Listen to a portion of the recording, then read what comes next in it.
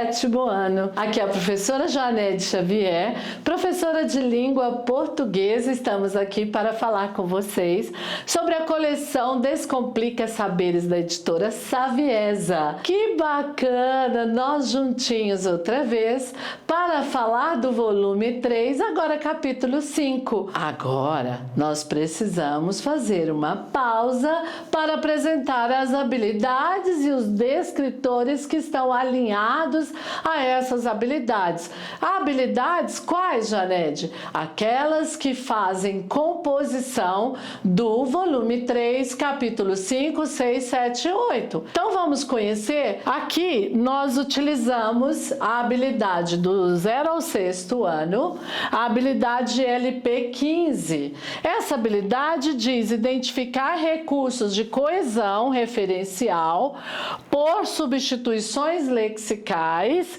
e uso de pronomes anafóricos. Bom, também do 0 ao 6º ano, a LP 07, localizar e hierarquizar informações em textos.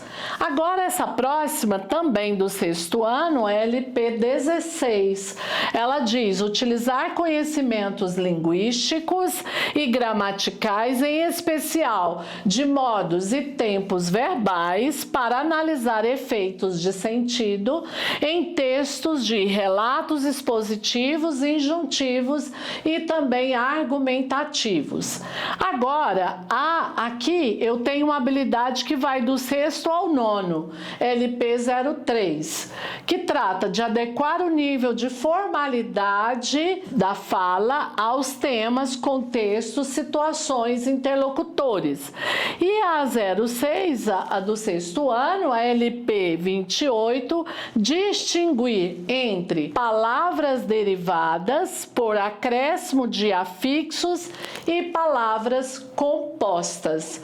Bom, essas foram as habilidades. Elas estão alinhadas a quais descritores? Vamos conhecer os descritores que aparecem aí na sua coleção ao lado de cada item. Então vamos ver. A LP 15, do 6º ano 15, reconhecer recursos de coesão referencial, situações lexicais de substantivo por sinônimos ou pronominais, usos de pronomes anafóricos, pessoais, possessivos e demonstrativos.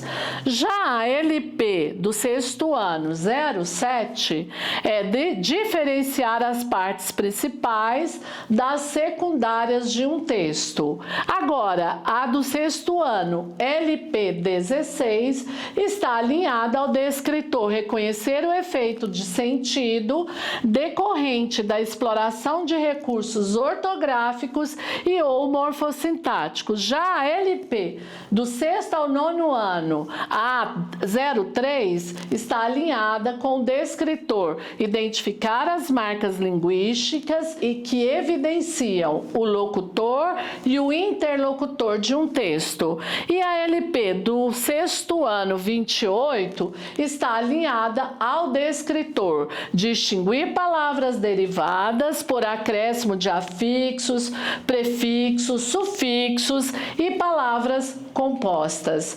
Bem, e o que diz a BNCC para nós? Qual que é a prioridade da BNCC em língua portuguesa? O desenvolvimento da proficiência leitora. Essa é a prioridade. Então, por isso, nós trouxemos aqui para vocês uma sugestão a partir de um texto, mas o lado obscuro do jeitinho é precisamente aquele em que o cidadão assume a transgressão da norma, cometendo pequenos desvios no âmbito privado, ainda que alegue não ter a intenção de cometer crimes. É o tipo de comportamento que vai muito além da epiqueia aristotélica, adentrando a seara dos atos manifestantes ilícitos, Recentemente, a Gazeta do Povo publicou reportagem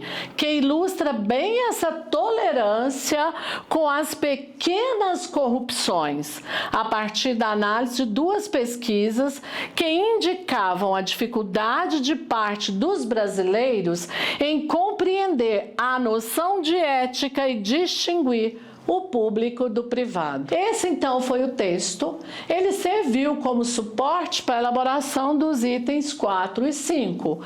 E no item 4, usou-se o descritor identificar as marcas linguísticas que evidenciam o locutor e o interlocutor do texto. Já no item 5, utilizou-se o descritor distinguir palavras derivadas por acréscimo de afixo, prefixo, sufixo e palavras compostas.